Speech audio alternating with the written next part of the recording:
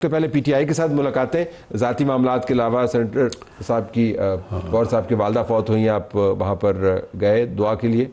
नहीं, उन मुलाकातों में कोई चीज़ ना पकाई जा रही है तो ना कोई पक रही है। ठीक है, सिर्फ सीधी सीधी बात है कि गौहर खान साहब की वालदा मोहतरमा जो है वो वफ़ात पा गई थी, तो मैं इसहाक डार साहब, डॉक्टर तारक फजल और एक दो और दोस्त थे, तो हम उनकी ताज़ियत के लिए, दुआ के लिए वहाँ पे हाज़िर हुए थे। दूसरा ये है कि आज सेनेट में अल्लामा नासिर अब्बास साहब ने ये फरमाया कि अपोजिशन लीडर महमूद खान अचकज़ई साहब अपने ऑफिस में तशरीफ़ रखते हैं, तो अगर आप आएँ तो कोई वहाँ पे हमने बात करनी है। तो फिर हम चले गए वहाँ पे। लॉ मिनिस्टर भी मेरे साथ थे, डॉक्टर तारक फजल भी साथ थे। तो वहाँ पे जो बुनियादी तौर पे बात हुई है वो बात यही हुई है कि leader of the opposition, leader of the house, in between opposition and treasury benches जो है वो आपस में रब्ता तो होना चाहिए, इनकी मुलाकात तो आपस में होनी चाहिए। तो बात आप देखें कि कहाँ पे रुकी हुई है कि लेटर लिखा है लीडर ऑफ द अपोजिशन ने वज़ीर आज़म को कि जी जो कंसल्टेशन का प्रोसेस है कुछ आइनी पोजीशंस की तकर्री के लिए, तो उसके ऊपर कंसल्टेशन नहीं हो रही। तो उस पे वज़ीर आज़म उनको दावत देने वाले हैं कि आप तशरीफ़ लाएं, तो हम आपके बाकायदा दावत देने वाले हैं, बाकायदा दावत देने वाले हैं। तो लीडर ऑफ द अपोजिशन को आज थोड़ा सा इस बारे में तहफ़्फ़ुज़ात थे कि वज़ीर आज़म हाउस जाके मुलाकात करने में। ठीक, तो मैंने तो उनसे खैर अर्ज़ किया, मैंने कहा कि देखें वज़ीर आज़म हाउस को हमारी मलकियत तो नहीं है, वो एक यानी स्टेट का ऑफिस है या रेजिडेंस है। तो अगर आप उसके अलावा किसी और जगह को आप समझते हैं कि वहाँ पे मिलना मुनासिब है तो चलें, आप अपने और जगह कौन सी हो सकती अपने जवाब में सजेस्ट कर दें। बहरहाल वो अपनी फिर उनकी सवाबदीद है कि और जगह कोई सजेस्ट करें। देखिए वज़ीर आज़म साहब आएंगे, वज़ीर आज़म साहब उनसे मुलाकात के लिए तो खैर उन्होंने 2-3 दफ़ा उनको पेशकश की है, और उसके बाद मेरे ज़ुम्मे भी ये लगाया था कि अगर वो मुलाकात के लिए वक्त का तयन चाहें तो आप उनसे रब्ता करके तो आप लेकिन वज़ीर आज़म की दावत जो है वो वज़ीर आज़म हाउस के लिए। देखिए वज़ीर आज़म हाउस कोई हमारी कोई ज़ाती मलकियत वो तो आपकी बात ठीक है, लेकिन मैं जानना चाह रहा हूँ कि ये दावत जो है वो वज़ीर आज़म हाउस, लेकिन मेरा ख्याल है कि शायद आज की गुफ्तगू से मुझे अंदाज़ा है कि वो शायद अपने जवाब में ये कहेंगे कि पार्लियामेंट हाउस में ये मुलाकात हो जाए। अच्छा, मुलाकात करके क्या करेंगे वैसे? देखिए मैं समझता हूँ कि देखिए मुलाकात में भले वो मौसम का हाल क्यों ना डिस्कस करें, और जिस भी बुनियादी मसले पे गुफ्तगू करना चाहें प्राइम मिनिस्टर की तरफ से कोई कदर नहीं होगी कि आप इस इशू पे बात करें और इस पे ना करें, लेकिन बहरहाल मुलाकात होनी चाहिए। मुलाकात अपोजिशन और ट्रेजरी बेंचेस का यानी ये पार्लियामानी निज़ाम की बुनियाद है। देखिए बामकसद मुलाकात होनी चाहिए। बामकसद तो मुलाकात जब होगी तो उसमें होने वाली गुफ्तगू के बाद पता चलेगा कि वो कितनी बामकसद है और कितनी बेमकसद है। लेकिन पार्लियामानी जमहूरी सिस्टम जो है जिसके दो पहिए हैं, ट्रेजरी और अपोजिशन, उनमें आपस में रब्ता, आपस में मुलाकात ये मस्ट है। राना साहब ये अच्छी तस्वीर है कि आप मुलाकात कर रहे हैं, लेकिन अगर उसमें से निज़ाम को चलाने का कोई रास्ता नहीं निकलता तो फिर वो एक तस्वीर ही है ना, खबर बन जाती है। मुलाकात होगी तो रास्ता निकलेगा ना। मेरा ये एक्सपीरियंस है कि जब सियासतदान आपस में बैठते हैं, भले कितना मर्जी कोई जो है वो गंभीर से मुश्किल इशू ना हो, रास्ता निकलता है। रास्ता किस तरह निकलेगा राना साहब? उनकी बुनियादी बात है इमरान खान तक रसाई और उसके साथ उसकी रिहाई। आपकी तरफ से कहा जाता है कि जिनके साथ सींग फंसे हों उनके साथ आप बात करें, मतलब उन्होंने जो बात करनी है उसका आपके पास हल नहीं है, तो फिर आपने मौसम का हाल ही पूछना है। हमारे पास हल भी है, हम उसके ऊपर बात भी करने को तैयार हैं, लेकिन ये बातें जो हैं देखें ना, वो कहते हैं ना कि अगर ताख़ीर हुई है तो कुछ बाइस ताख़ीर भी था। जब हमारे साथ वो ऑफ कैमरा ऑफ मीडिया बैठेंगे तो हम उनको बताएंगे ना, उनके भी मामला उनके सामने रखेंगे। उनके कौन से मामला कि जनाब आप हजूर, अगर आप एक तरफ ये कह रहे हैं कि आपकी मुलाकात नहीं हो रही, तो मुलाकात से जो आप करते रहे हैं और उसके अलावा जो आपके मामलात हैं उनके ऊपर भी ज़रा नज़र दौड़ाएँ ना, कि एक तरफ वो 27 सितंबर को टॉक शो हो जाएगा राणा नहीं, साहब, नहीं, आप सुन तो लें, ज्यादा नहीं, काम में पड़ नहीं, जाएंगे, हम टॉक कहेंगे शो आपने ये चले, किया, वो कहेंगे ये किया। तो चले लेकिन पोजीशन जो है इस चीज़ का भी कोई ना कोई तो नतीजा निकलेगा ना। आप देखें ना, भी एक तरफ तो ये बात है, दूसरी तरफ 27 सितंबर का उन्होंने फिर दोबारा अल्टीमेटम दिया हुआ कि जी हम 20 लाख लोग लेके रोज हम वो चढ़ाई करेंगे, रोज वो एक नया रोजनामचा जो है इसको नहीं। तो आप मुझे ये बताएं कि ये फिर क्या तरीका है कि एक तरफ वो 20 लाख बंदों को चढ़ाई के लिए इस्लामाबाद तो आपने मेरी बात साबित करी, मुलाकात का फायदा नहीं है। दूसरी तरफ वो कह रहे हैं कि जी मुलाकात का फायदा ही नहीं है ना, फिर तो ये खामखा जो डंग टपा हुआ है, वक्त गुजार रहे हैं। नहीं देखें, अगर मुलाकात होगी तो उसमें ये बात होगी ना, भी ये आपका क्या रवैया है, आप इसको तो आपके ख्याल में मान जाएंगे? चले वो नहीं मानेंगे तो उनके जो आर्गूमेंट्स होंगे उसका जवाब जो है वो हमारी तरफ से होगा। तो कुछ ना कुछ तो बंदे को फिर अंदर एहसास तो होता है ना कि यार जो मैं बात कर रहा हूँ वो भी ठीक है, लेकिन जो जिस चीज़ की निशानदेही मुझे सामने से हो रही है उसके ऊपर भी मुझे गौर करना चाहिए। देखिए, यानी लोगों के दरमियान इश्यूज़ के रिजॉल्व होने का तरीका तो यही है कि आपस में बैठ के बात तरीका है नीयत का और तरीका है एजेंडा का। अगर नीयत और एजेंडा जो है वो इतना क्लैश कर रहा है जितना कर रहा है, तो फिर इस्लामाबाद के अंदर इस वक्त जो र्यूमर पता क्या चल रही है, हो सकता है बिल्कुल गलत हो, लिहाजा मैंने खबर नहीं कहा उसको। र्यूमर ये चल रही है कि बुनियादी तौर पर आपकी और पीटीआई के अंदर अब अलाइनमेंट बन रही है नए सूबों के ऊपर। उन्होंने अपने तरीके से नए सूबों को इंडोर्स करना है, आपने अपने तरीके से नए सूबों को इंडोर्स किया हुआ है। तो अब आप अलाइनमेंट बना रहे हैं बुनियादी तौर पर, ये आने वाले दिनों की तैयारी है, ये बात चल रही है। नए सूबों की कुछ तजवीज़ है को आपके सामने बताएं मुझे। तजवीज़ का पूरा प्लान सामने आया क्या कि रेफरेंडम के जरिए नए सूबे करवाने। अच्छा, कितने करवाने हैं? वो रेफरेंडम के अंदर सवाल के ऊपर डिपेंड करेगा, जो भी काबीना प्रपोज करेगी कि वो 8 हैं, 16 हैं, 32 हैं, जो आवाम की मंशा हो। अच्छा, यानी रेफरेंडम इस बात वो कि 32 सूबे बनाने हैं या 8 बनाने हैं, आवाम जिसके 16 बनाने हैं। जी बिल्कुल। देखिए चले, वो जब क्वेश्चन फ्रेम होगा तो उसके बाद पता चल जाए। तो क्वेश्चन फ्रेम बजरिया काबीना होगा ना जी बजरिया काबीना होगा, मेरे ख्याल में तो ऐसा ही है। और फिर आप करेंगे ना ये क्वेश्चन फ्रेम? नहीं देखिए, जब ये क्वेश्चन फ्रेम सदर साहब के पास जाए, सुन लें, फ्रेम क्वेश्चन सामने आए, जो लोग इस वक्त इस इशू को लेके चल रहे हैं वो हमारे मुअज़्ज़ज़ इंतहाई जो है वो काबिल एहतराम एंकर साहबान हैं।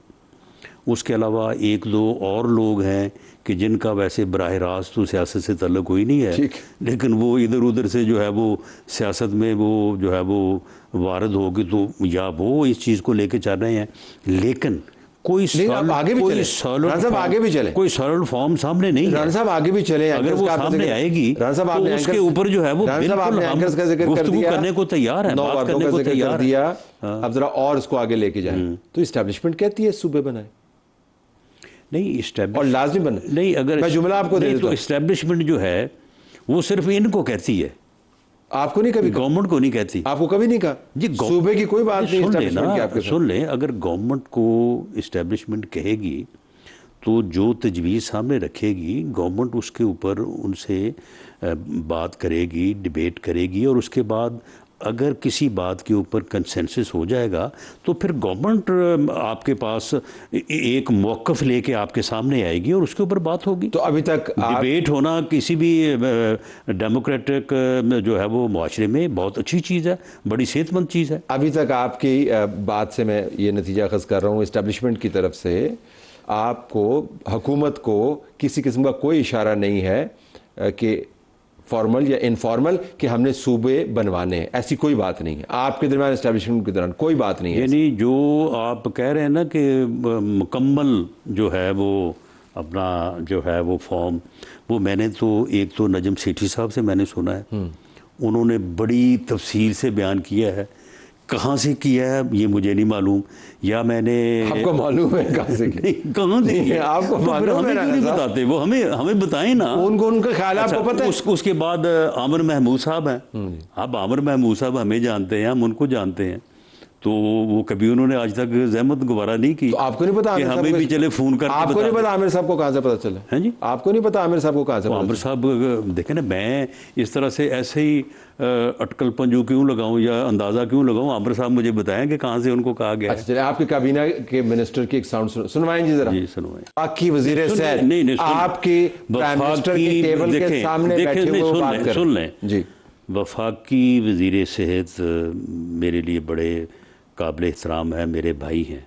उन्होंने जो दो बातें की हैं ये कितनी मुबहम और हक़ाइक़ के इसमें अब हम का है। सुन लेना, सुन ले, इतनी क्लैरिटी है। सुन लेना, क्लैरिटी क्या है। उन्होंने ये फरमाया कि 26वीं और 27वीं तरमीम जो है वो अचानक आई थी।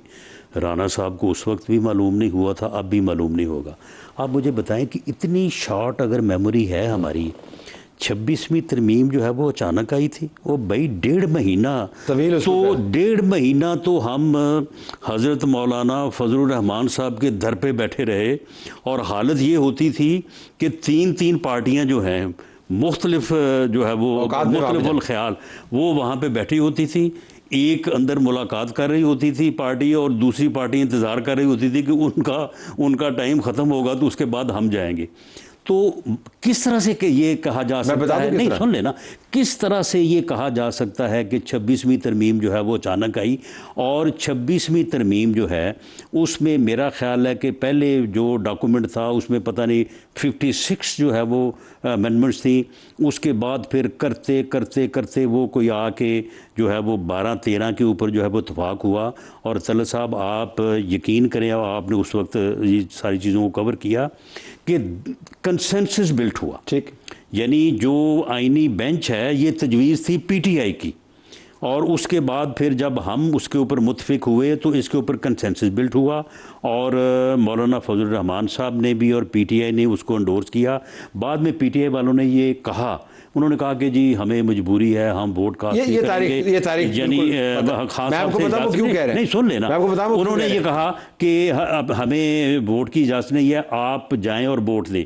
और इस तरह से ये मुत्तफ़िका तौर पे 26वीं तरमीम जो है वो मंजूर हुई। अब ये कहना कि जी ये अचानक हो गई थी, किसी को पता ही नहीं चला था। आप मुझे बात मुकम्मल करने दें ना ज़रा।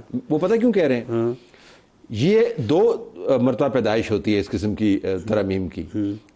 एक उस पैदाइश की बात कर रहे हैं जिसके अंदर सारा प्रोसेस है। ये एक वो होता है कि जी हमने ये काम करा ना, आईनी कोर्ट ने बनना है तो अब आप प्रोसेस शुरू करें। भाई आईनी कोर्ट तो 20 साल से हमने जो है वो चार्टर ऑफ डेमोक्रेसी जो हमने किया था या एस्टेब्लिशमेंट ने किया था। लेकिन ये चार्टर ऑफ डेमोक्रेसी में अगर कॉन्स्टिट्यूशनल कोर्ट ना नहीं सुन ले, ये चार्टर ऑफ डेमोक्रेसी ना चार्टर ऑफ डेमोक्रेसी में जो है वो कॉन्स्टिट्यूशनल कोर्ट का जिक्र था। और वो लेकिन आपने इस वजह से नहीं सुन लेना, उसमें जो है वो तमाम जमातें जो है वो मुत्फिक हुई थी। और फिर देखें उसके बाद इस वजह से नहीं सुन लें, उसके बाद वो बाबा डैम ने जो हमारे साथ जो सलूक किया, उसके बाद सो मोटो ने जो है वो हमारी गवर्नमेंट्स को और वज़ीर आज़म को जो है जिस तरह से अगर मैं ये लफ्ज़ इस्तेमाल करूँ को जलील किया तो ये गलत नहीं होगा। तो उसके बाद ये कॉन्स्टिट्यूशनल कोर्ट और ये जिसका कहते हैं जी ये अदलिया का जी बिल्कुल जी बैठा दिया, अदलिया ने तो इस मुल्क का बैठा दिया था। तो ये चीज़ें जो हैं ये हमारे ज़हनों में मौजूद थी और हम ये सो मोटो और ये सारे मामला जो है ये हम भी करना चाहते हैं। तारीखी तौर पर जो एस्टैब्लिशमेंट को इतना ज़्यादा जो है क्रेडिट ना दे, ठीक है, या कसूरवार ना ठहराएं। लेकिन आपका वफाकी वजीर कह रहा है ये जहाँ से तहरीक चल रही है। नहीं, मैं उसकी इस बात को जो है वो मैं ये पॉइंट रेज़ कर रहा हूँ कि ये जो उन्होंने अचानक वाली बात की कि अचानक आई और हमें पता नहीं था। हमें 26वीं तरमीम का भी पता था, बल्कि उसको हम लेके चले, हमने उसके ऊपर कंसेंसस जो है वो बिल्ड किया। और उसमें उस वक्त हमारे पास वोट पूरे नहीं थे, 5 वोटों की जो है वो कमी थी। और मौलाना फजलुर रहमान साहब हमारी दूसरी पैदाइश की बात कर रहे हैं। उसके बाद अगली सुन लें, 27वीं जब हमारे पास वोट पूरे हुए तो जो चीज़ें 26वीं में रह गई थी वो हमने कर ली। ये दूसरी पैदाइश की बात है, दोनों तरमीम में दूसरी पैदाइश की बात कर रहे हैं हम, उसकी ओरिजिन की बात तो चले फिर अब भी जब पैदाइश होगी, ये पहली पैदाइश की बात कर रहे हैं। वो कह रहे हैं कि ये स्कीम जो है बन चुकी है। मैंने बता दिया कि ये पहली पैदाइश जो है ये 20 साल पहले चार्टर ऑफ डेमोक्रेसी में जो है वो हुई थी। और उसके बाद आहिस्ता आहिस्ता फिर ठीक है वक्त के साथ जो है वो जब भी कोई चीज़ जो है वो अपना राइप अप होती है तो इसलिए उनकी ये बात कहना जो है वो मैं समझता हूँ कि उन्हें इसमें गलतफहमी हुई है। और दूसरा इस तरह से चलाई जाए, इस तरह से अचानक अचानक वाली बात गवर्नमेंट से जो है वो ना 26वीं तरमीम में हुई ना 27वीं में हुई।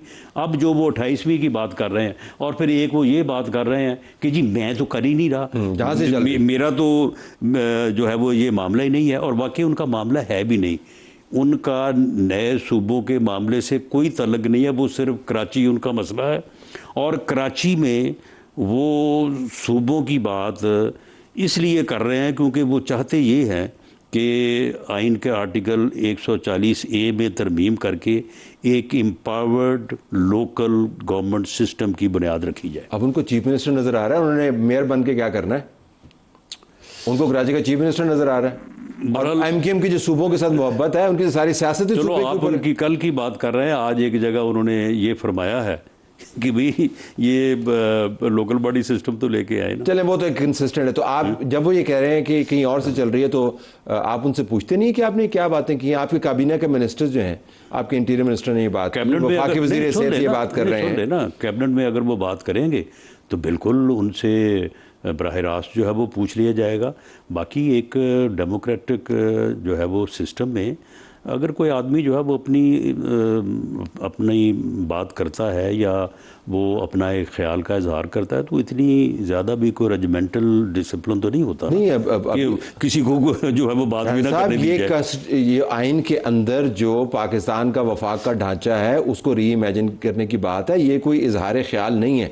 ये तो आपसे गुजारिश कर रहे हैं, आप ये बता रहे हैं कि जितनी कैंपेन चल रही है खुद हो रही है। नहीं, अगर हम दोनों आप और मैं यहाँ पे बैठ के ये ख्याली पुलाव पका के तो उसके बाद हर चीज़ के ऊपर फाइनल करके उठेंगे तो क्या ये चीज़ जो है वो फाइनल हो जाएगी? नहीं होगी। देखें, मामला ये है कि सूबों की बात करना कोई जुर्म नहीं है।